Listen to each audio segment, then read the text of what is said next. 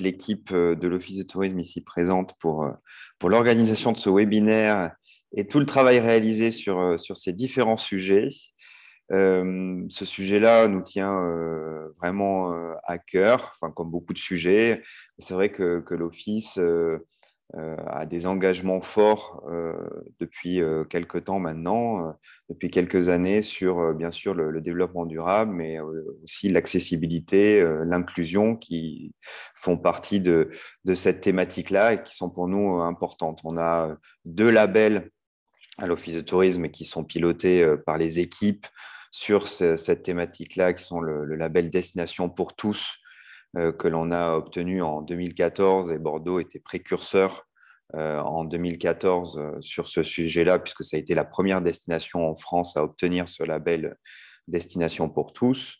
On a aussi le label Tourisme et Handicap, qui correspond aux 4 familles de handicap au niveau de l'accueil de l'Office de tourisme et qu'on renouvelle, bien entendu, chaque année pour conserver ce label. Sur Bordeaux Fête le Vin aussi, on est très impliqué notamment avec la Maison de l'Emploi pour employer des personnes éloignées de l'emploi durant la fête, que ce soit sur les guichets de la fête, sur de la coordination sur la fête. On a aussi un partenariat un peu plus récent avec l'association Vacances et Familles, où on organise des visites avec nos guides conférenciers sur Bordeaux de manière régulière lors des vacances scolaires pour des familles en situation de précarité. Cette association accueille ces familles lors des vacances. C'est des familles qui n'ont pas forcément les moyens de partir en vacances, mais qui arrivent à partir de chez eux et à faire du tourisme. Et nous, on aime bien participer à cela avec notamment des partenaires qui nous accompagnent à chaque fois, des partenaires différents qui nous accompagnent à chaque fois. Bien sûr, l'inclusion, pour nous, c'est quelque chose de très important à tous les niveaux, pour tous les publics, ne serait-ce que pour la feuille de route que l'on a mis en place. Cette feuille de route, vous vous rappelez qu'on a travaillé fortement en 2021 pour notre stratégie 2022-2026. Il y a beaucoup d'entre vous qui étaient présents lors des ateliers. Je vous en remercie encore. On a pu consolider vraiment un document stratégique très pertinent qui nous donne vraiment des grands caps sur ces années à venir. Notamment, vous vous rappelez donc l'axe 1 qui est d'accompagner l'offre bordelaise dans sa transition responsable. Donc, typiquement, tous les webinaires, toute l'activité que Nour peut développer pour vous accompagner tout au long de l'année, c'est dans ce cadre-là de l'axe 1 pour pour vous orienter vers les différents labels, vers les différentes certifications, vers des différentes chartes RSE, vers des différentes associations. Enfin voilà, faire du lien humain, c'est ce qui avait été demandé et c'est ce qu'on a mis en place. L'axe 2, c'est placer l'habitant au cœur de la vie touristique d'une destination humaine et solidaire. Donc voilà, tout est bien dit là-dedans, une destination humaine et solidaire. Donc c'est vraiment le sujet de ce webinaire d'aujourd'hui. Et c'est vrai qu'on avance principalement en échangeant des bonnes pratiques. C'est un peu le cas de ce webinaire. Nous, en tout cas, ce qu'on a identifié, c'est mieux valoriser la place de l'habitant dans l'accueil touristique. C'est un vaste sujet. Hein. On se pose à chaque fois, enfin, on vous fera peut-être travailler aussi là-dessus lors d'une réunion en début d'année prochaine lorsqu'on fait un point d'étape sur cette feuille de route de la stratégie touristique de la métropole. Mais c'est vrai que le lien avec les habitants, c'est quelque chose qui nous tient à cœur, qui n'est pas évident à mettre en place, mais qui nous tient à cœur, sur lequel on travaille.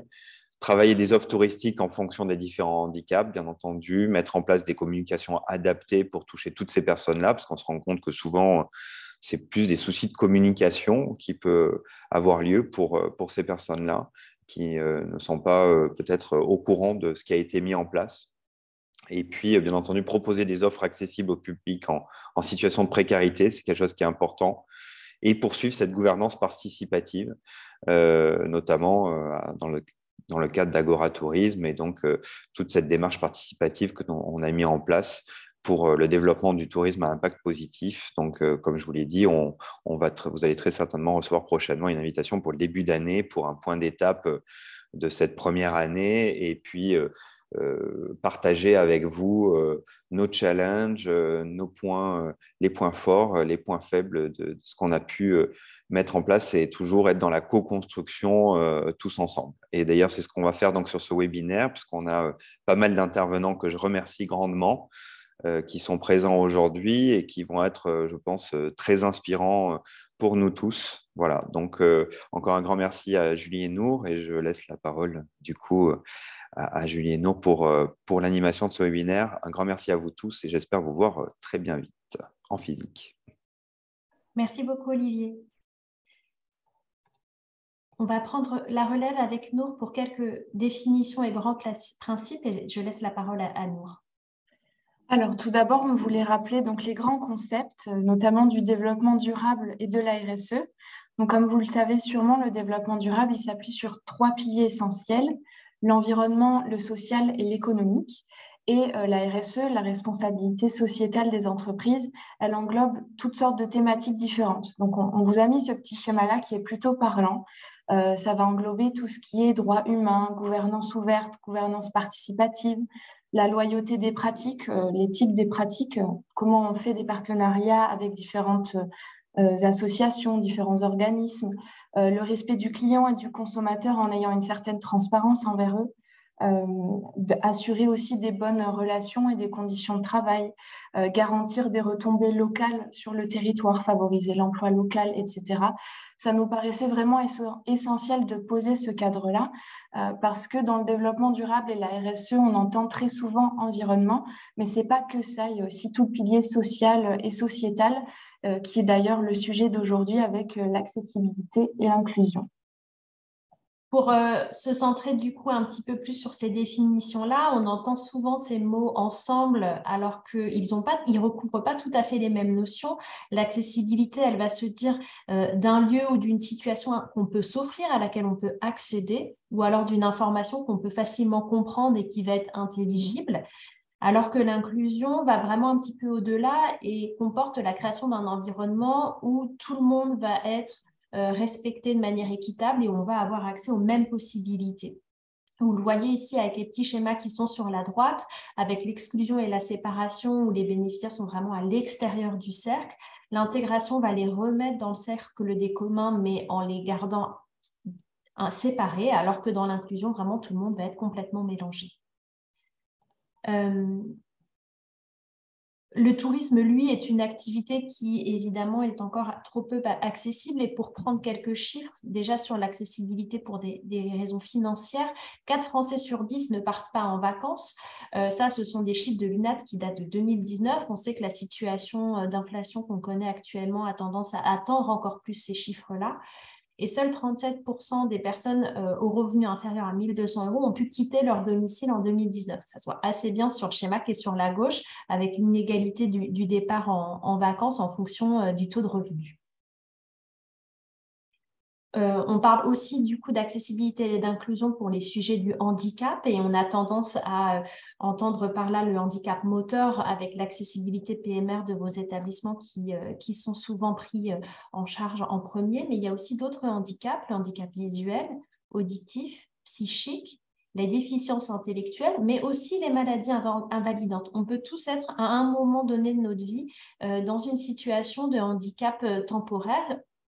Aujourd'hui, 1 Français sur 6 est en situation de handicap, mais vous pouvez aussi intégrer un accident qui fait que temporairement, vous allez avoir des béquilles ou un fauteuil roulant. C'est aussi des situations de handicap temporaire. Avec cette phrase de l'Observatoire Handicap Monde qui est assez symptomatique, on ne n'est pas handicapé, on devient par un environnement qui nous lie. Le tourisme, c'est une activité qui est encore trop peu accessible et inclusive, notamment en rapport avec les discriminations genrées et sexuelles, notamment par rapport à la communauté LGBTQI+. Donc, pour poser les bases, on vous a remis la signification de chaque lettre. Donc, lesbien, gay, bisexuel, trans, queer, intersexe, et le plus pour tous les autres. Le problème aujourd'hui, c'est qu'il y a encore énormément de violences quotidiennes qui sont trop méconnues et qui sont liées à nos constructions sociales. Il y a du sexisme intégré, du harcèlement au travail, des stéréotypes de genre, nos façons de fonctionner en société qui sont encore trop binaires, etc. Et tout ça, en fait, ça mène à un problème majeur, notamment l'invisibilisation de la communauté LGBTQI+. Alors pourquoi invisibilisation?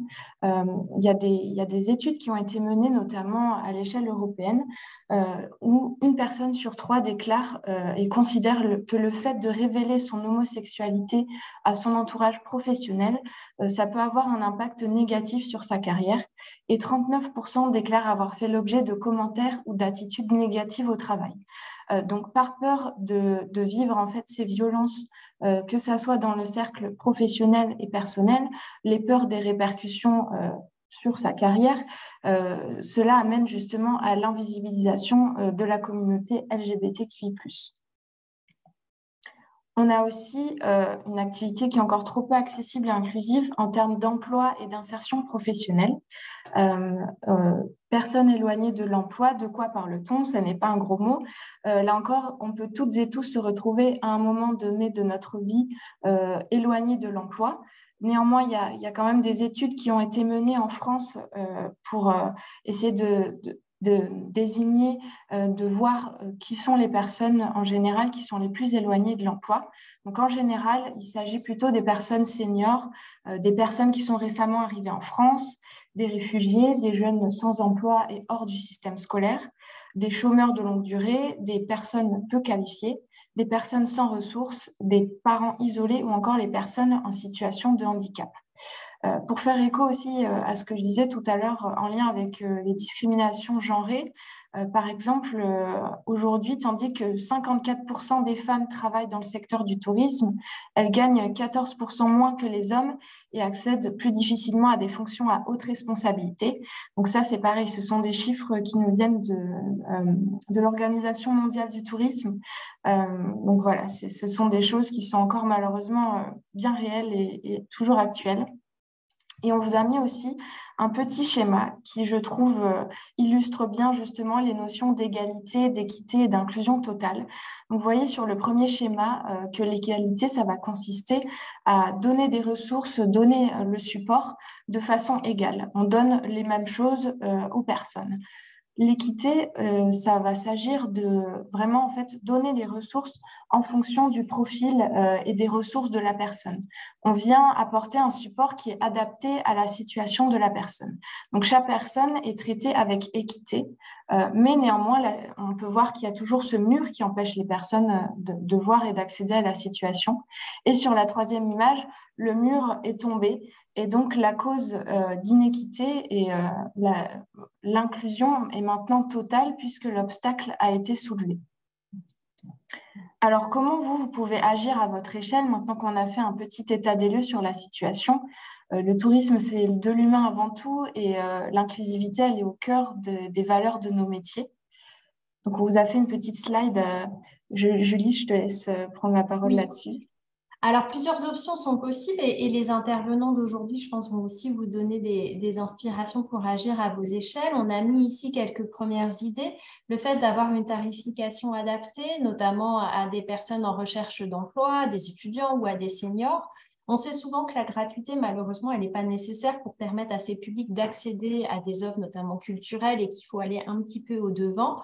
Et justement, l'idée, c'est aussi de pouvoir, nous, en tant qu'office de tourisme, être un interlocuteur intermédiaire si vous avez envie d'agir sur ces enjeux sociaux et sociétaux et que vous n'avez pas de contact direct, par exemple, avec des travailleurs sociaux, puisque on le travaille avec Gironde Tourisme actuellement et c'est un travail vraiment de longue haleine. Nous, on a la vocation de créer un club, on va dire, qui n'a pas encore de nom officiel, on est en train de le chercher, mais l'idée, c'est de vraiment avoir une espèce de collectif d'adhérents solidaires qui ont envie d'aller sur ces sujets-là et nous, de pouvoir faire l'interlocuteur avec des structures avec lesquelles on travaille déjà, comme Vacances et Familles, ou avec les travailleurs sociaux avec lesquels on peut être en contact par ailleurs. Il y a évidemment le label Tourisme et Handicap, dont je ne vais pas parler plus longtemps puisqu'Elisabeth Villiers va vous détailler un petit peu plus précisément juste après moi. Pour ce qui est de l'emploi de l'insertion professionnelle, donc là aussi, vous pouvez employer des personnes éloignées de l'emploi dans un objectif de réinsertion professionnelle, ou bien soutenir par exemple des associations ou des autres organismes qui agissent en faveur de l'emploi pour toutes et tous. Et pour ce qui est des discriminations genrées, sexuelles, là, on vous conseille notamment de sensibiliser très fortement votre personnel pour éviter que les schémas se répètent. Euh, voilà, merci à toutes et tous de votre écoute. On a invité donc plusieurs intervenants qui vont vous détailler vos différents champs d'action pour une activité plus accessible et inclusive. Je rappelle que si vous avez des questions pour les retardataires, si vous avez des questions, n'hésitez pas à écrire dans le chat. On répondra à la fin parce qu'on a un timing assez serré.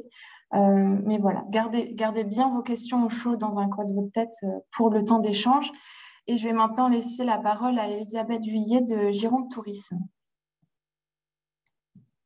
Bonjour à tous, merci Nour, merci Julie pour cette invitation à partager avec vous toutes les informations sur ce spectre très large de l'inclusivité et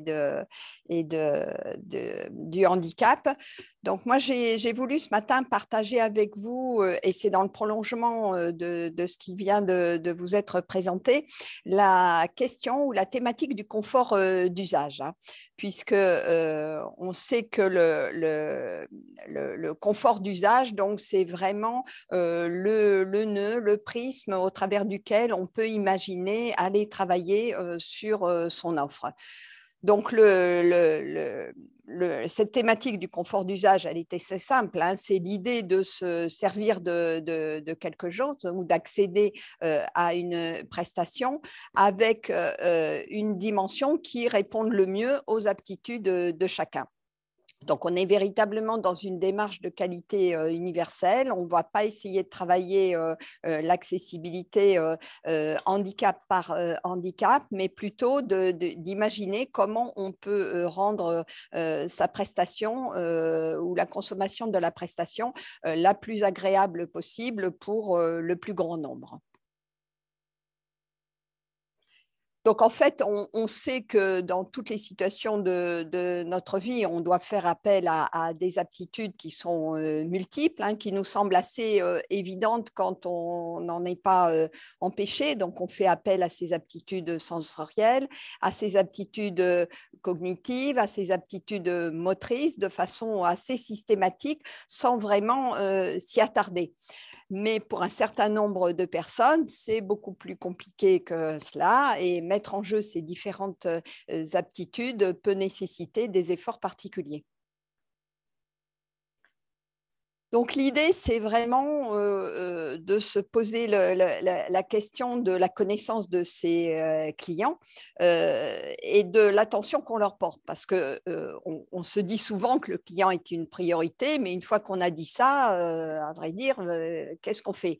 Et le client, il est multiple et la prise en compte des disparités des clients va nous amener à nous interroger sur ce qu'on vient d'évoquer, la question des aptitudes, mais aussi, et c'était aussi ce que nous a présenté Nour tout à l'heure, la question des valeurs, la question des aspirations, et puis celle des différentes catégories sociales, de l'appropriation et de l'acculturation au phénomène du tourisme, et puis tout l'angle de la communication. Donc finalement, on se rend compte que dès lors qu'on va vouloir considérer que le client, il est bien au centre de mon attention, j'ai quand même pas mal de thématiques auxquelles je dois réfléchir et pas mal d'outils sur lesquels je dois vraiment porter mon attention pour être vraiment dans cette idée d'accessibilité universelle. Donc là, c'est au travers de petits dessins humoristiques, vous montrer un petit peu comment on doit penser client au moment où on réfléchit à ces sujets. Donc, il y a la courbe de l'âge, il y a les aptitudes qui peuvent être empêchées de façon momentanée ou pas. Et du coup, ça montre au travers de ces petits dessin, comment cette question du confort d'usage, elle est vécue différemment par chacun au fur et à mesure de sa vie ou des aléas de sa vie. Alors, ça paraît compliqué comme ça, ou en tout cas, on peut se dire, finalement, est-ce que je ne ferais pas mieux de prendre les choses différemment et de faire uniquement ce qui est indispensable? Mais ce qu'on s'aperçoit, c'est que quand on travaille en rendant sa prestation confortable et attractive pour tout le monde, c'est-à-dire en enlevant, si je reprends le petit schéma de Nour tout à l'heure, en enlevant la dernière barrière, finalement, pour que tout soit équitable, et enlevons les barrières qui rendent les choses compliquées. On les a rendues confortables, attractives pour tout le monde, mais nécessaires pour à peu près 40% de la population et indispensables pour 5%. Voilà. Donc, réfléchir par les 100%, c'est garantir à sa prestation l'attractivité, l'efficacité et du coup avoir fait 80% du chemin. Donc, alors que si on prend les choses dans l'autre sens, l'accessibilité sectorielle, finalement, on se pose les problèmes d'efficience par déficience et on s'aperçoit que le chemin, il est beaucoup plus compliqué à parcourir et qu'on a oublié tout le temps quelqu'un au bord du chemin. Donc, quelques questions à se poser, voilà, qu'on se pose en matière de marketing, mais qu'on ne se pose pas forcément sous l'angle du caractère inclusif ou de l'accessibilité. Donc, quels sont mes clients ou ceux en tout cas que je souhaite atteindre? Quelles sont du coup leurs aptitudes? Et puis, je regarde mon offre, est-ce qu'elle tient compte des contraintes du site? Quelquefois, on est sur des sites qu'on ne peut pas forcément changer, donc c'est bien à prendre en compte. Et la question donc, de l'accessibilité de l'offre à tous les publics, avec cette dimension, encore une fois, de confort et de sécurité sous tous les angles qui soient garantis. Donc là, je vais vous présenter un peu plus en détail, même si je ne vais pas rentrer dans les critères de la marque Tourisme et Handicap, mais plutôt aborder la question du processus et puis faire un petit peu un rappel. Donc, c'est une marque qui a été créée en 2001 par le ministère chargé du tourisme. Donc, il faut se souvenir qu'en 2001, il n'existait pas encore une loi qui soit vraiment fouillée et détaillée sur les questions de l'accessibilité. Donc, il avait été souhaité de mettre en place une marque de qualité pour l'accueil des personnes handicapées de façon à leur garantir une information fiable lorsqu'elles se déplaçaient. Donc, cette marque, elle concerne l'ensemble des prestations du tourisme. Ce sont des lieux de vacances, de loisirs ou de culture. Donc, il n'y a pas de marque culture et handicap. Ça, c'est une question qui m'est quelquefois posée.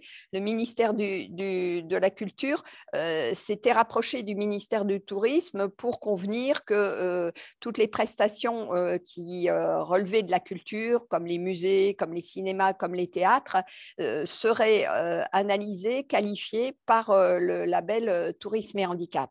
Et là, on parle de la culture sous l'angle du spectateur, pas sous l'angle de la pratique culturelle. Donc, ça concerne tous les hébergements, la restauration, pour ce qui nous concerne, donc beaucoup les exploitations viticoles, les offices du tourisme, qui sont vraiment des correspondants très efficaces sur les territoires pour pouvoir offrir une porte d'entrée aux visiteurs, mais aussi avoir une bonne connaissance de l'offre accessible sur leur territoire et qui puisse également entraîner, motiver les prestataires touristiques à se lancer dans une démarche de labellisation.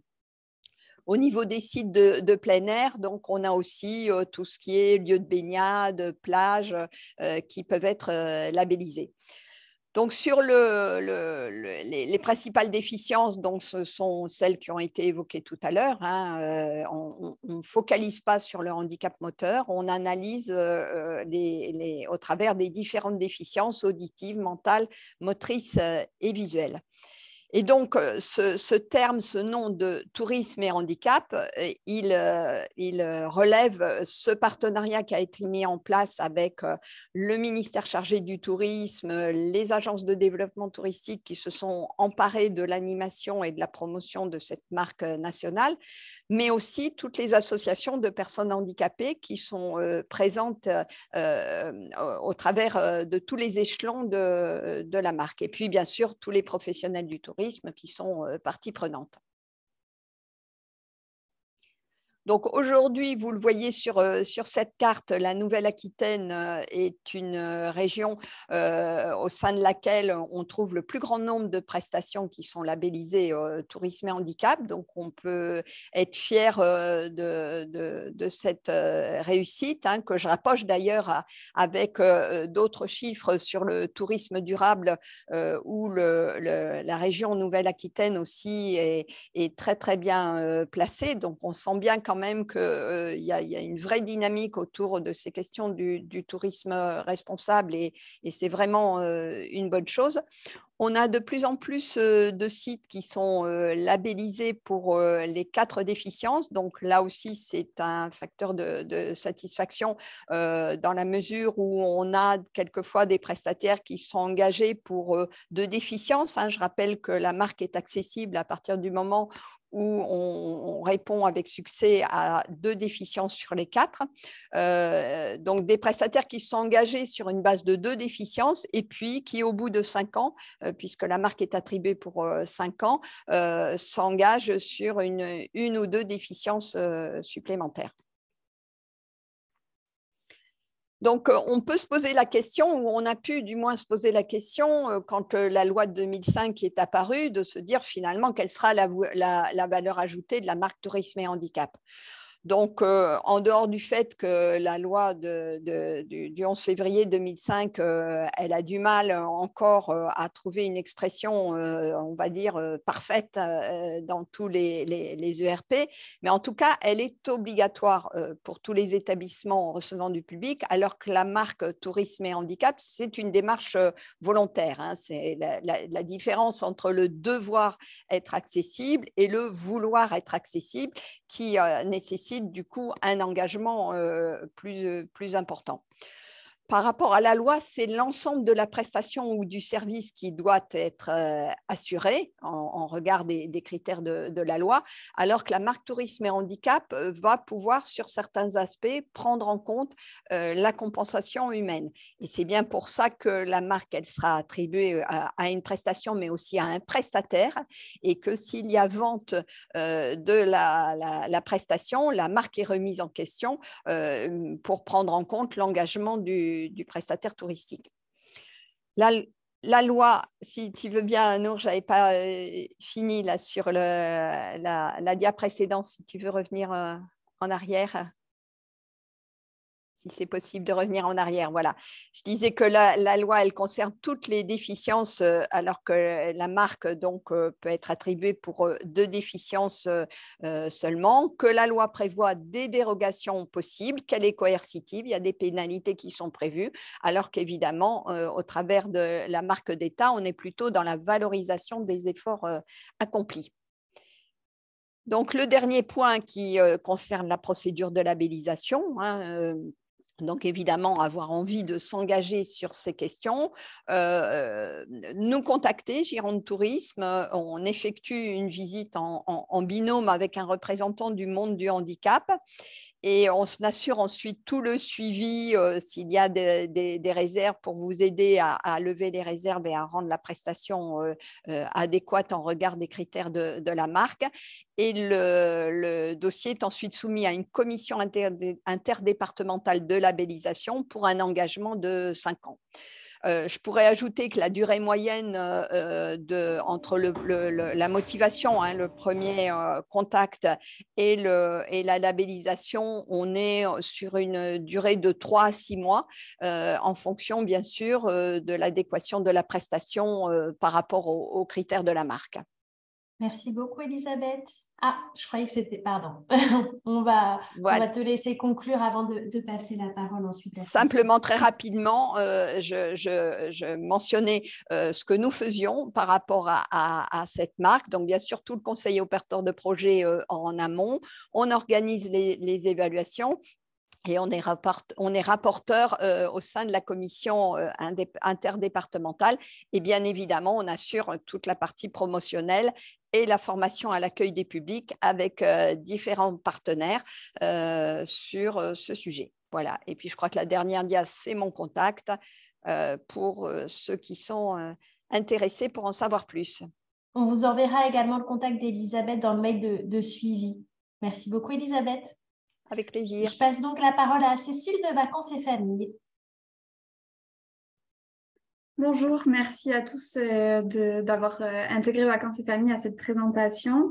Donc, l'association Vacances et Familles est une association nationale qui existe depuis 60 ans cette année et qui est présente sur à peu près 7, voire bientôt 8 régions en France et qui permet aux familles isolées de partir en vacances au sein du pays. Donc, on reçoit ici en Gironde des familles qui viennent de partout ailleurs en France, principalement. Donc, pour nous, les vacances sont vraiment un levier pour l'insertion sociale. On accompagne les familles tout au long du projet pour vraiment que le projet de vacances soit utile, on va dire, sur la durée pour tous les membres de la famille. On peut passer, ça vous l'aurez après, comme ça vous aurez les infos. Donc on s'adresse principalement à des familles isolées des vacances, mais aussi à des publics un peu plus larges comme des personnes seules sans enfants à charge. Et on propose différents types de séjours qui vont de 7 jours à 2 semaines ou bien de 5 jours en pension complète, etc. On s'adapte vraiment aux besoins des publics qu'on cible en fonction des projets. Donc là, vous avez quelques idées un peu des différents projets qu'on propose. Ça peut être des vacances individuelles en famille ou bien des séjours de groupe.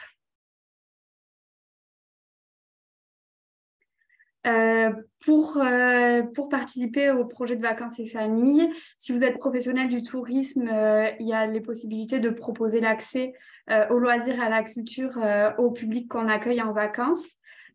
Et aussi proposer des tarifs préférentiels pour des locations de vacances en fonction de votre activité.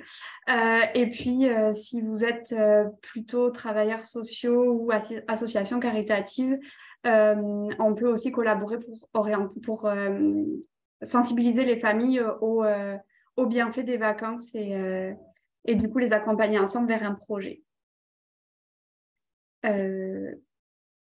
Donc, les besoins de Vacances et Familles, c'est vraiment de répondre aux publics les plus isolés des vacances, notamment les familles non véhiculées qui n'ont pas les moyens de se déplacer sur un lieu de vacances et après, pendant leur séjour, de se déplacer pour aller accéder aux activités, aux loisirs, mais aussi aux services, par exemple les courses, la pharmacie, etc. Les familles nombreuses aussi, puisque du coup, on est toujours un peu limité par un critère de coût. Et du coup, forcément, pour des familles nombreuses, il faut des hébergements spacieux. Donc, on est aussi fortement en recherche d'hébergements suffisamment spacieux pour accueillir des familles de plus de 4 ou 5 personnes. Et puis, pour les personnes seules, par rapport aux projets qu'on organise, ce sont des projets de groupe. Et du coup, nous cherchons aussi des hébergements qui puissent accueillir des groupes d'une quinzaine de personnes. Donc, c'est vraiment là où notre activité est limitée, si on peut dire, où c'est le type de structure qu'on a le plus de mal à trouver.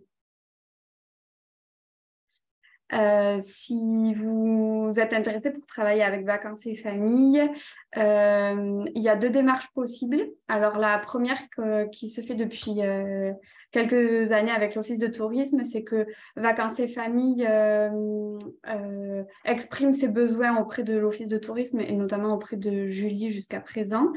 Par rapport aux hébergements. Puis, Julie communique dans le réseau sur l'action de Vacances et Familles et recense un peu les hébergeurs qui peuvent être intéressés, qui font part de leur intéressement. Ou bien après, il y a la possibilité que si vous êtes hébergeur et intéressé pour vous inclure dans une démarche de tourisme social, vous pouvez contacter directement l'Office de tourisme ou bien Vacances et Familles. Et puis après, une mise en relation se fait et puis tout un travail d'adéquation entre ce que vous pouvez offrir et les besoins de Vacances et Familles pour permettre aux familles, au public isolé de partir en vacances. Si je peux prendre les exemples des partenariats qui ont été faits depuis que Vacances et Familles et l'Office de tourisme travaillent ensemble sur cette démarche. Donc, on a pu travailler avec 2 hébergeurs dans la métropole de Bordeaux pour accueillir des familles en vacances. Cette année, il y a 6 familles qui sont venues cet été au mois d'août et qui ont profité du coup de la métropole. Donc, par rapport à ce que je disais tout à l'heure, c'est très intéressant pour les familles qui sont non véhiculées de venir séjourner sur la métropole de Bordeaux. Il y a beaucoup de choses à découvrir, etc. et pas forcément besoin d'un véhicule. Et après, par rapport à l'accessibilité des offres de loisirs, du coup, il y a eu des visites et des ateliers au musée d'Aquitaine qui ont été proposés gratuitement, des visites guidées de Bordeaux, comme le précisait le directeur de l'Office de tourisme tout à l'heure. Et puis, il y a eu aussi des entrées à la Cité du Vin et au Muséum d'histoire naturelle qui ont été offertes. Donc, pour les familles, c'est une grosse opportunité et ça a conquis 100% de notre public. Et puis après, il y a eu une mise en relation avec l'Office de tourisme de Saint-Émilion aussi, où on peut espérer de belles visites pour les familles qui viendront les prochaines fois, les prochaines vacances. Donc moi, je vous ai présenté Vacances et Familles, mais ce n'est pas moi qui m'occupe de Vacances et Familles en Gironde. Donc, je vous laisse le contact de Laura Barbe qui est absente aujourd'hui, mais qui répondra à vos questions et à vos besoins si vous voulez. N'hésitez pas à la contacter. Merci beaucoup, Cécile. Maintenant, je vais donner la parole à Agnès Paillet de la Maison de l'Emploi. Bonjour à tous, merci beaucoup de me permettre donc cette intervention sur l'insertion professionnelle et les pistes de contribution des entreprises lorsqu'on noue un partenariat avec la Maison de l'Emploi de Bordeaux ou le PLI de Bordeaux que je représente. Alors, Nour, vous avez donné un panel de public qui est concerné par l'insertion, mais la définition de l'insertion professionnelle, elle est très large. C'est le processus qui permet à un individu ou à un groupe d'individus d'entrer sur le marché du travail dans des conditions favorables à l'obtention d'un emploi. Donc, quelque part, là je suis sur la définition du Larousse, et quelque part, la personne, le jeune qui sort d'une formation en Master 2 et qui n'a pas d'expérience significative en entreprise, il est considéré comme public en insertion professionnelle. Alors, les professionnels, justement, de l'insertion vont agir sur ces conditions qui vont rapprocher la personne d'un emploi par différents dispositifs, mesures, actions, et les acteurs sont très, très nombreux dans ce champ d'intervention. On va avoir en premier lieu l'État qui a une compétence, on va dire, régalienne sur l'emploi ou même l'éducation. Et on va avoir les collectivités territoriales qui vont intervenir en complément de l'emploi, alors au niveau régional, au niveau départemental, notamment depuis que le département a récupéré la gestion du RSA. Et on va avoir le bloc qu'on appelle communal, soit les communes ou les métropoles, les communautés d'agglo, les communautés de communes, qui, depuis, on va dire, le milieu des années 80, ont fixé le paysage des acteurs de l'insertion professionnelle localement en créant les missions locales, en créant les plans locaux pour l'insertion et l'emploi, les PLI, en créant les maisons de l'emploi et plus récemment, Territoire zéro chômeur de longue durée, par exemple, qui est une initiative locale. Alors, le PLI de Bordeaux, lui, il a été créé en 1998 et il accompagne chaque année 850 personnes éloignées de l'emploi. Et la maison de l'emploi, elle a été créée en 2006, après la création du label par la loi Borloo. Elle va aboutir le processus avec une dimension plus large qui va intervenir sur les entreprises et sur les mutations économiques, puisqu'à la Maison de l'Emploi, nous avons aussi un appui à la création d'entreprises, un appui à la structuration RH de premier niveau vers les très petites entreprises. On a une pépinière d'entreprises avec 12 entreprises à l'intérieur. Donc voilà, on a un process plus abouti avec le label Maison de l'Emploi. Alors, comment contribuer localement à l'insertion professionnelle? Alors, je vais prendre bien sûr les exemples du PLI et de la Maison de l'Emploi de Bordeaux. Alors, il y a essentiellement 4 axes d'intégration. Le premier, ça va être l'intégration directe en entreprise, comme vous en avez parlé au début. On peut directement recruter un public en insertion en s'adressant notamment aux chargés de relations entreprises que vous allez pouvoir trouver dans les PLI, que vous allez pouvoir trouver dans les missions locales. Vous allez pouvoir aussi vous adresser aux agences locales de Pôle emploi. Et ces professionnels vont pouvoir faciliter l'assortiment de mesures étatiques d'allègement de charges sociales pour les entreprises assorties à ces recrutements via des contrats spécifiques ou des aides à l'embauche. Par exemple, quand on prend un jeune en alternance, en contrat d'apprentissage, on contribue à l'insertion professionnelle. Voilà, donc ça, c'est un premier axe d'intervention. Le deuxième, ça va être des démarches volontaires d'intermédiation avec ou sans viser à l'issue de placement à l'emploi. Pour ça, on va avoir l'accueil en entreprise de personnes de façon individuelle, en passant par des stages quand on s'adresse aux jeunes et quand on s'adresse à un public adulte demandeur d'emploi, on va davantage être sur ce qu'on appelle de l'immersion professionnelle via cet acronyme PMSMP qui veut dire en fait période de mise en situation en milieu professionnel. Et le PLI de Bordeaux, nous sommes prescripteurs de ce type de période qui dure de 1 semaine à 1 mois. Et donc ça, ce sont des accueils individuels de public. Et pour des accueils de groupe, on va pouvoir mener des visites de groupe en entreprise pour les entreprises qui souhaitent mieux faire connaître leur métier et leur environnement. Ces démarches d'intermédiation, on va les retrouver aussi par les entreprises qui participent à des événements de type salon, job dating. Alors, concernant la Maison de l'Emploi, la semaine prochaine, on a les rencontres emploi handicap. Donc là, c'est un gros salon qui va se tenir au Palais de la Bourse où on attend 70 exposants, dont 46 entreprises qui recrutent des personnes en situation de handicap.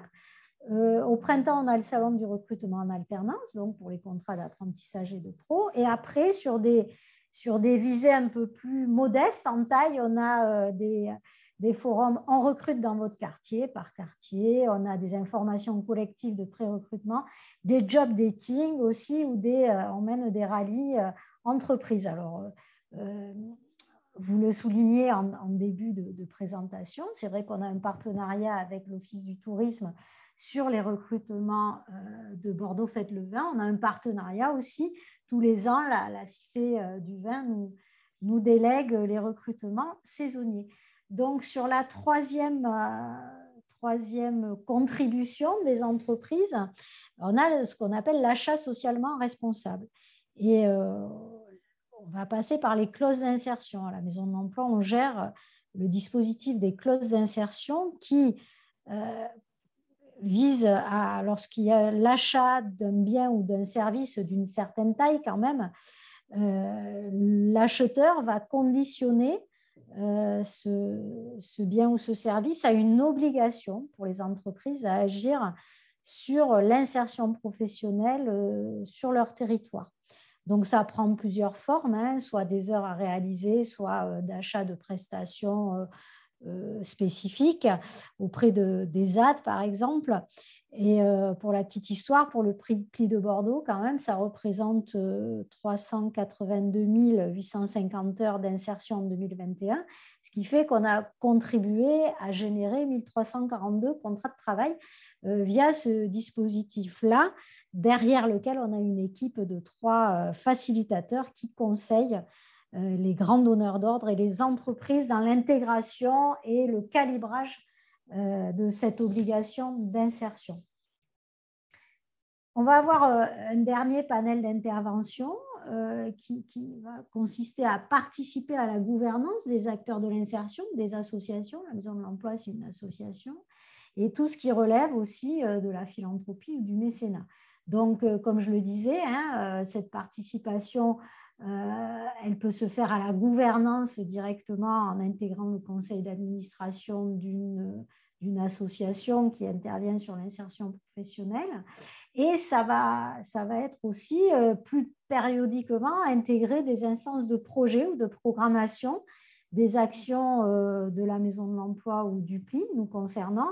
Par exemple, il y a quelques années, la Maison de l'Emploi avait mené une gestion prévisionnelle des emplois et des compétences territoriales lorsque Bordeaux a été reconnu à l'UNESCO, qui a consisté à dégager des petits modules de formation pour les personnes qui intervenaient, qui étaient intégrées chez les hébergeurs, chez les restaurateurs, pour apporter un socle commun de formation dès lors que Bordeaux allait recevoir davantage de touristes. Donc, c'est un exemple. Et donc, on avait des entreprises du tourisme qui étaient présentes dans les instances de pilotage de ce projet de gestion prévisionnelle des emplois.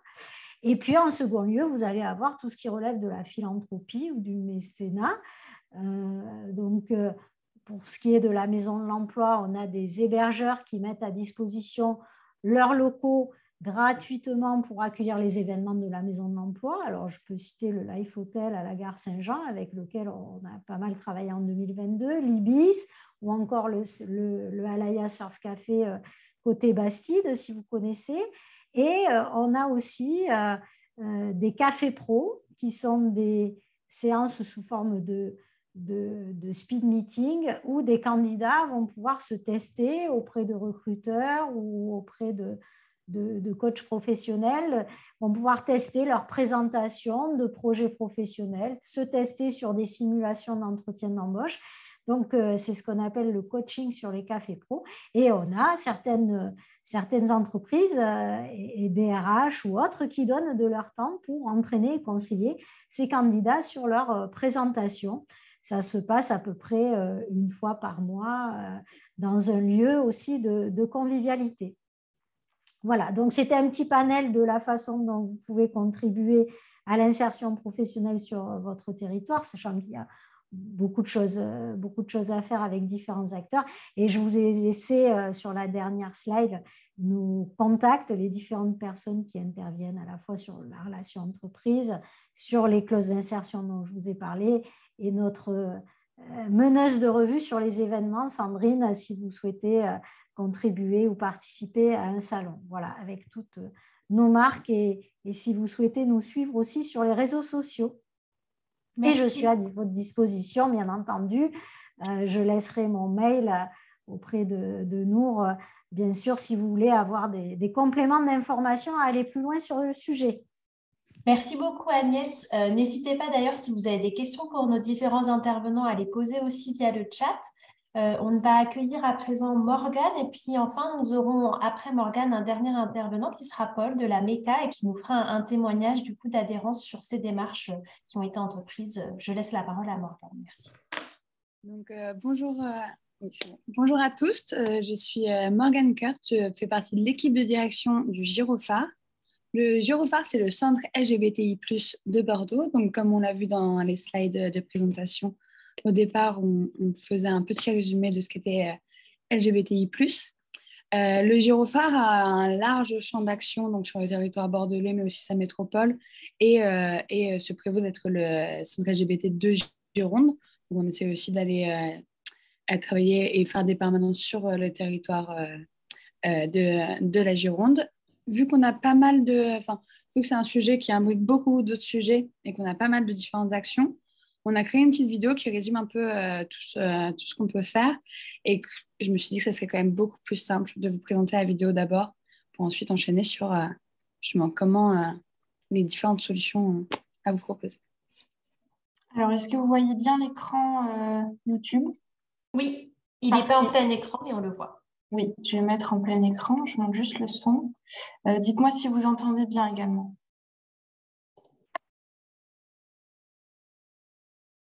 Alors, pour l'instant, il n'y a pas de son. Vous entendez? Non. Non. Alors,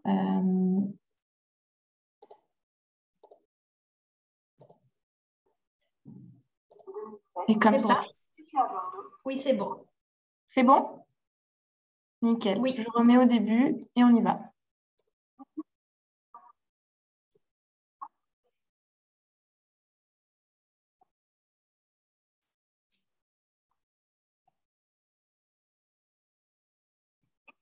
Je pense que le son s'est coupé. Je n'entends pas. Ouais.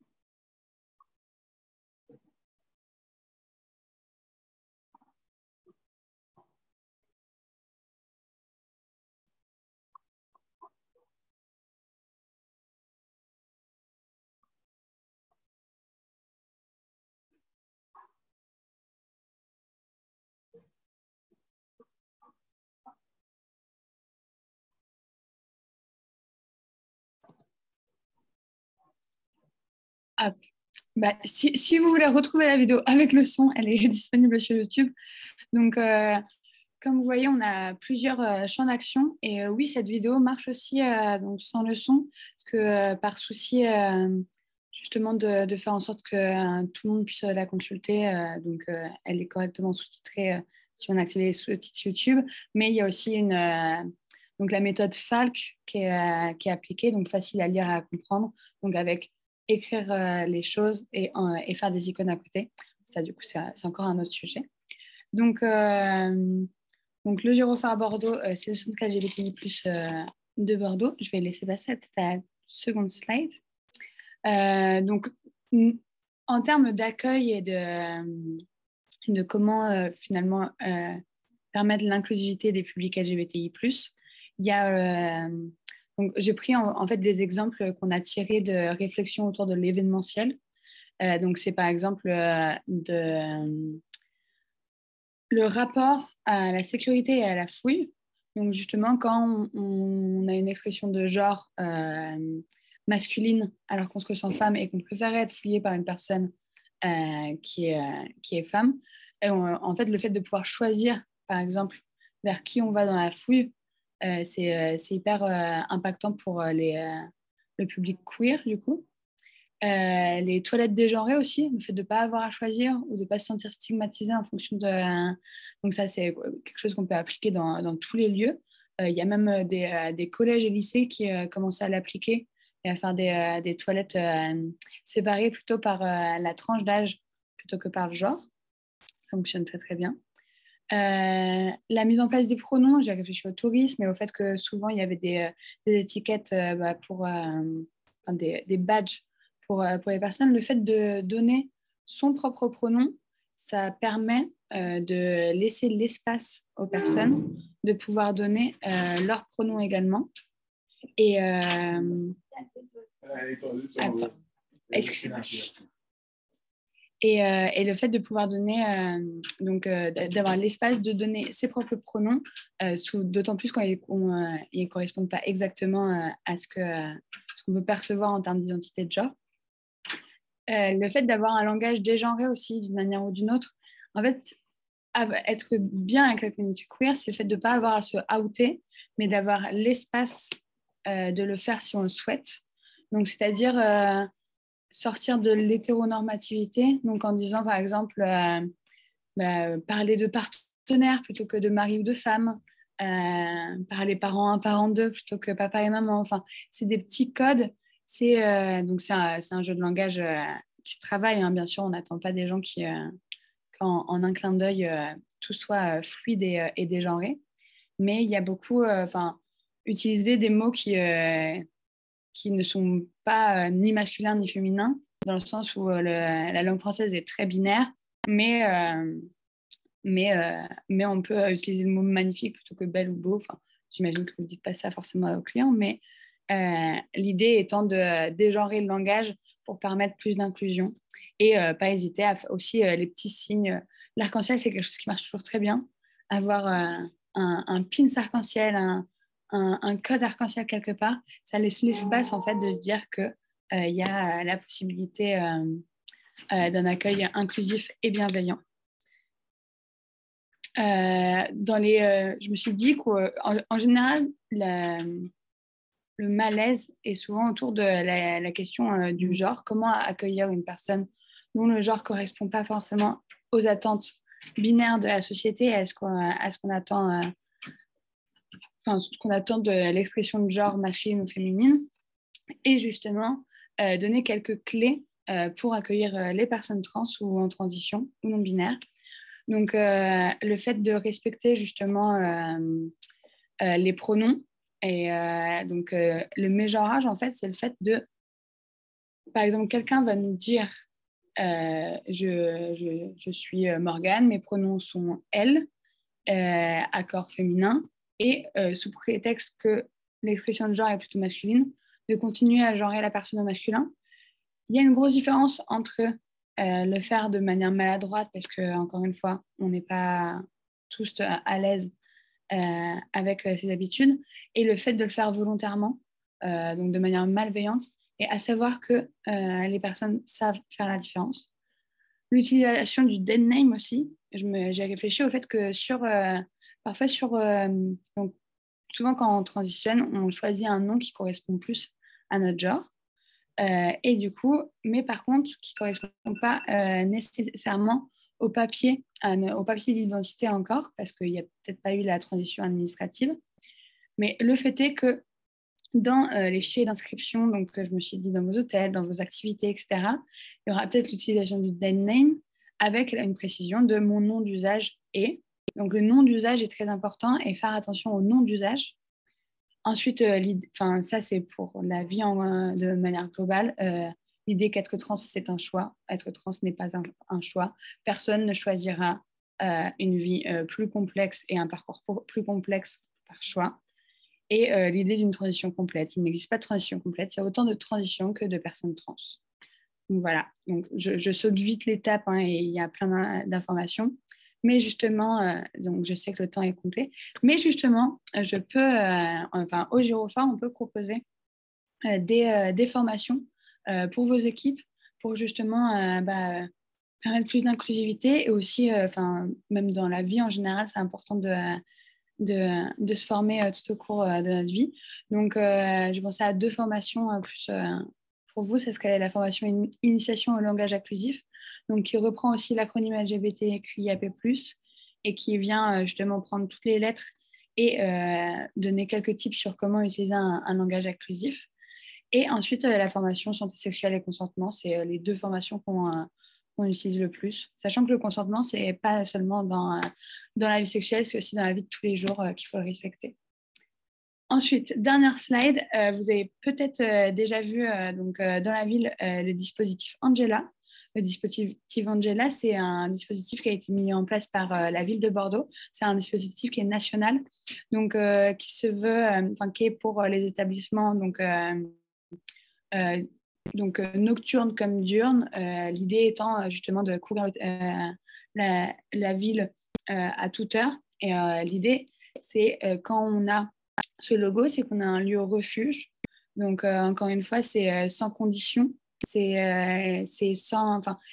L'avantage de ce macaron, c'est qu'il est accompagné de formations donc, qui sont données par le CASSIS, qui est une association partenaire du Girophare et qui justement s'occupe par exemple des violences faites aux femmes, de la sensibilisation sur la vie affective et qui justement forme les équipes des lieux qui ont le macaron ici demandé Angela.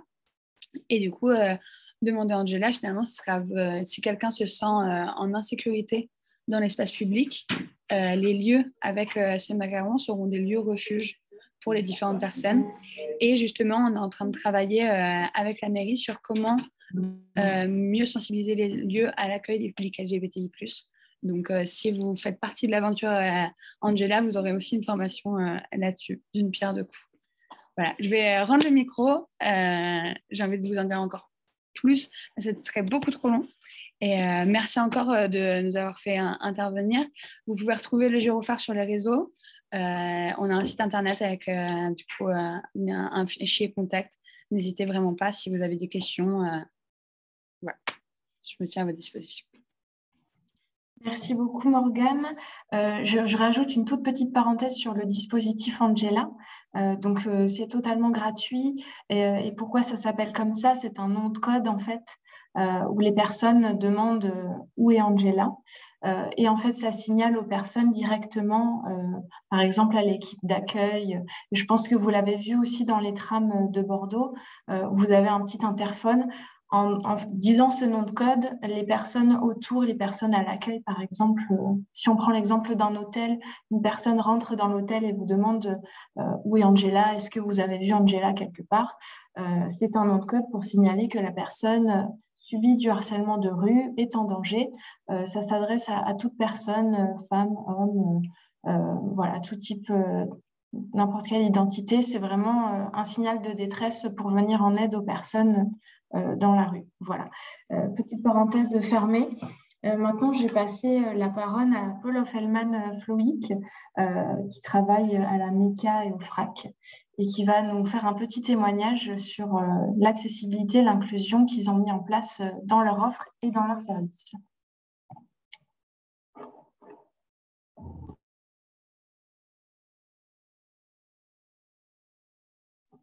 Alors, Paul, je crois qu'on ne vous entend pas. Peut-être que le micro est désactivé. C'est bon? C'est bon, parfait. Donc, je disais que le FRAC a dans ses missions donc, l'accessibilité des collections. Donc, pour le coup, le FRAC est principalement une collection d'art contemporain, pour ceux qui ne connaissaient pas. On soutient les artistes qui sont vivants sur le territoire, soit par l'achat d'œuvres, soit par les résidences.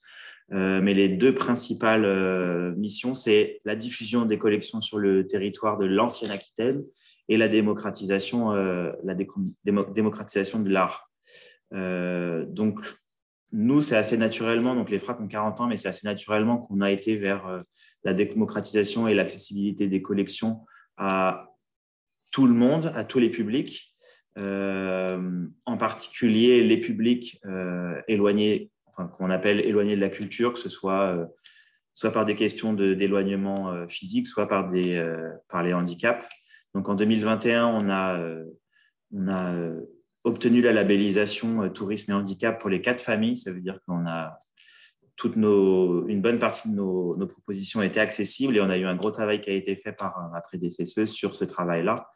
Donc, c'était et à la fois une volonté du FRAC, mais aussi une obligation. Donc, comme l'avait dit Madame Vuillet, c'est après la loi de 2005, tous les ERP devaient être rendus accessibles à leur accès et dans les contenus dans les 10 ans, donc en 2015.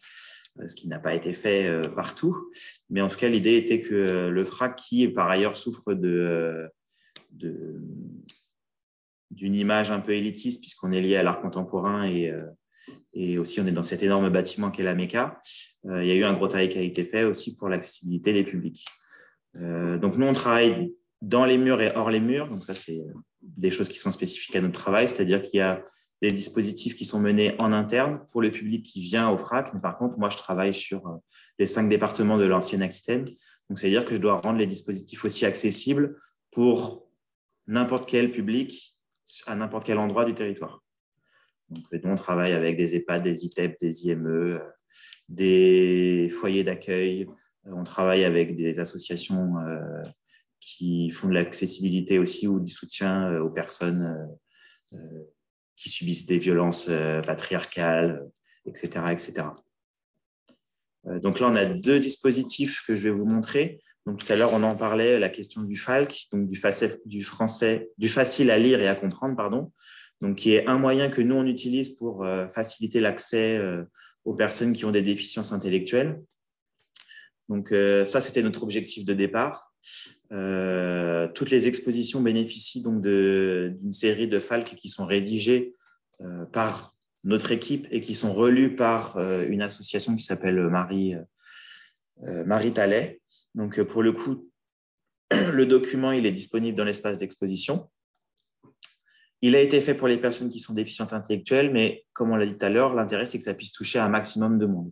Et donc, les FALC là, ils sont utilisés pas seulement par le public cible, mais aussi par tous les publics que nous, on peut accueillir au FRAC. Donc, c'est-à-dire que c'est utilisé par des publics allophones qui ne maîtrisent pas encore totalement le français. Les publics sourds, parce qu'on l'oublie aussi, les publics sourds ne sont pas toujours lecteurs, parce que justement, c'est une question d'apprentissage. Les publics déficients visuels, parce qu'il y a un travail sur le gros caractère, et aussi les publics typiques, puisqu'on a aussi beaucoup de personnes qui n'ont pas leurs lunettes, sont fatiguées, veulent une information rapide. Et en fait, ils vont aussi utiliser les FALC. Donc, nous, on le fait de manière privilégiée pour le public qui a un handicap intellectuel et cognitif, mais par contre, ça va toucher une très grande partie du public. Et nous, pour le coup, on voit des personnes qui, au cours de leur visite, se saisissent du FALC pour appréhender un peu mieux les collections aussi et les œuvres, puisque toutes n'ont pas forcément un cartel développé avec beaucoup d'informations, etc. La deuxième, donc là, c'est le FALC en gros plan. C'est pas très intéressant de le voir en gros plan. Hop. Et donc, hors les murs, nous, on a aussi, donc, je disais, on doit diffuser la collection. Donc là, par contre, on organise aussi des expositions directement avec des associations, des groupes qui existent déjà. C'est aussi en lien avec nous, notre pratique de la médiation culturelle, qui est de pouvoir aussi recueillir sur nos collections des regards divers et pas seulement du public qui connaît déjà le FRAC, mais aussi de publics qui viennent d'arriver sur le territoire, ont des expériences particulières à partager. Donc, nous, là, on organise avec les groupes, que ce soit EHPAD, associations ou autres, des des expositions qui sont faites spécialement pour leur lieu et pour leur public. Et donc, pendant ces temps-là, on a un travail qui est mené soit par la musique, soit par la danse, soit par la cuisine, autour des expositions, des artistes et des personnes qui participent dans le but qu'après, tout ce qu'on aura pu créer puisse accompagner l'œuvre sur le territoire. Donc, quand elle va être exposée ailleurs, dans un contexte plus traditionnel d'exposition, les informations qui auront été créées vont pouvoir aussi accompagner l'œuvre. Donc, c'est-à-dire que s'il y a des musiques, les textes accompagnent l'œuvre dans le cartel. S'il y a de la musique aussi, c'est-à-dire qu'on peut, par un QR code, pouvoir accéder à la playlist de musique. Et là, pour le coup, ça touche le grand public puisque ça va être utilisé dans les espaces d'exposition aussi, au FRAC et ailleurs. Il y avait une autre dispositif, donc là c'est mes contacts, mais dont on propose aussi, et nous on avait demandé d'en parler, on organise aussi dans nos expositions au FRAC des visites qu'on dit sensorielles, donc qui s'appellent Au-delà du regard, si jamais vous ne voyez pas ici, ça c'est une visite sensorielle, qui est proposée principalement pour les personnes qui sont déficientes visuelles, dans l'idée de leur permettre d'accéder à l'exposition par les sens dont ils disposent. Mais on la propose aussi au grand public et au public typique, où on leur bande les yeux de telle manière qu'eux puissent aussi se mettre dans la situation d'une personne qui aurait une déficience visuelle pour pouvoir aussi, et c'est aussi un moyen pour nous de pouvoir faire de la médiation autrement et pas que visuel, moi qui parle et eux qui regardent. Là, il y a aussi tout un travail qui est fait sur l'accessibilité et sur la sensibilisation au handicap. Voilà. Merci beaucoup, Paul, et merci à tous les intervenants de ce matin. On va prendre un moment maintenant pour vos questions-réponses et j'en profite pour poser à Elisabeth une petite question que j'ai vue passer sur le chat. Faut-il que toutes les activités que nous proposons répondent aux critères de la marque Tourisme et Handicap ou est-il possible que 2/3 des activités, par exemple, soient accessibles ? Alors, j'ai vu la question et j'ai demandé à la personne de se rapprocher de moi parce que je ne peux pas répondre de façon générale sans avoir du tout l'idée de quoi il s'agit. Si la personne veut s'identifier et qu'on puisse voir est-ce qu'il s'agit d'un établissement recevant du public ou pas, je pourrais apporter une réponse ou sinon on le traite de façon personnalisée. Mais ce que je peux dire pour tout le monde, c'est que, comme je l'ai indiqué, la compensation humaine est prise en compte par la marque Tourisme et Handicap et que les obligations, évidemment, ne sont pas les mêmes s'il s'agit d'un établissement recevant du public ou d'une prestation type chambre d'hôte ou meublé de tourisme qui n'étant pas un ERP, n'a pas d'obligation réglementaire. Il y a également une question sur les formations FAC, si elles sont uniquement disponibles pour les prestataires labellisés. Alors, c'est le choix qu'on a fait jusqu'à maintenant, effectivement, d'inciter très fortement les prestataires qui sont déjà dans une démarche et qui sont labellisés Tourisme et Handicap à développer les acquis concernant cette méthode qui, comme l'a présenté Paul, concerne la rédaction de contenu. Hein, donc, on est plutôt sur des profils de communicants au sein des structures, donc des gens qui écrivent des contenus, soit sur du print, soit sur les sites internet. Donc, on peut soit effectivement faire un travail notamment avec l'ADAPI, hein, puisque la marque Falck est déposée par l'UNAPI et que la méthode prévoit une relecture et un travail avec des personnes en situation de handicap mental, soit après cette formation, cette journée de sensibilisation qu'on organise, avoir, je dirais, des outils pour pouvoir déjà rédiger plus simplement de façon au niveau de la langue, hein, de façon structurelle et aussi dans les aspects visuels de la formation. Donc, on en fera d'autres en 2023. Hein. Là, la session est complète pour 2022. Merci Elisabeth. Est-ce qu'il y a d'autres questions? Vous pouvez désactiver vos micros si vous souhaitez poser une question ou passer par le chat comme vous préférez.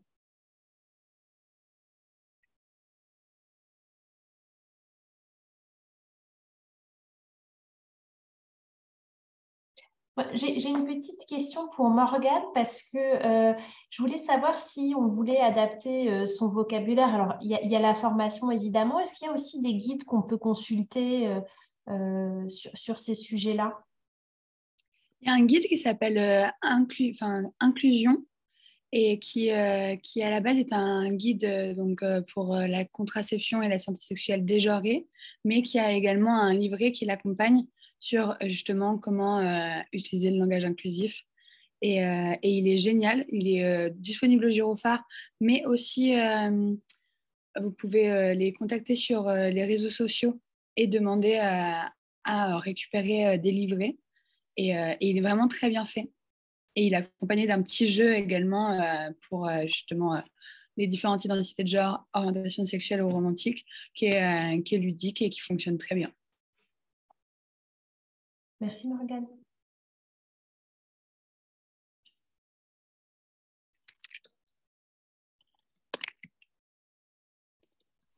Oui, bonjour à toutes et tous. Jean-Philippe Burja, donc président du club hôtelier Bordeaux Métropole et accessoirement président de la branche hôtellerie de l'UMI 33.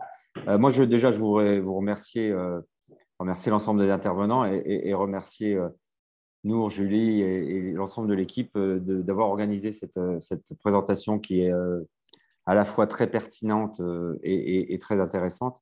Bon, je n'ai pas de questions particulières, je voudrais juste témoigner du fait que les établissements, les hébergeurs métropolitains sont concernés par l'ensemble de ces sujets d'inclusion et d'accessibilité, avec les règles qui nous sont imposées pour certaines, entre autres dans le domaine de l'accessibilité, pas encore effectivement beaucoup dans le domaine de l'inclusion, encore moins dans le domaine des LGBT+, ou autres, puisque là, pour l'instant, ce n'est même pas un sujet qui est pris de façon très sérieuse par les autorités, excepté des associations ou des organisations qui travaillent sur le sujet. Moi, je voudrais juste te dire qu'effectivement, ça rentre dans nos préoccupations. On travaille sur ce sujet. On a des ateliers, des tables rondes sur ce qu'on appelle, nous, globalement, la RSE. Et il est évident que beaucoup de nos établissements ne sont pas encore très évolués, il faut le dire très clairement. On a vu les chiffres tout à l'heure. Le nombre d'établissements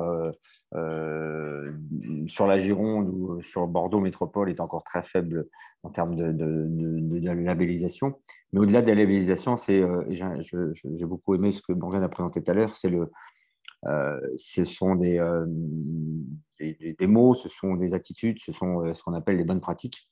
Et effectivement, moi, je suis toujours enclin à travailler sur les bonnes pratiques plutôt que de forcer les gens à aller vers des labellisations, des choses comme ça, même si c'est utile aussi. Donc, en tout cas, voilà, je voulais dire que soyez assurés que nous, on va y travailler. Moi, j'ai pris plein de notes avec des envies de mettre des choses en place. Et puis, on sera ravis, évidemment, de travailler avec vous tous. N'hésitez pas, Julie et nous, on met les coordonnées, mais c'est un vrai sujet, c'est un sujet qui est plus que d'actualité et sur lequel, en plus de tout le reste, j'espère qu'on va savoir avancer au sein du CHB. Voilà, merci. Merci Jean-Philippe. Merci. J'ai vu que Morgane avait mis le lien du guide. Je l'ai noté aussi pour vous l'envoyer après, comme ça tout le monde l'aura, même pour les personnes qui n'auraient pas pu rester jusqu'à la fin. Donc, soyez rassurés.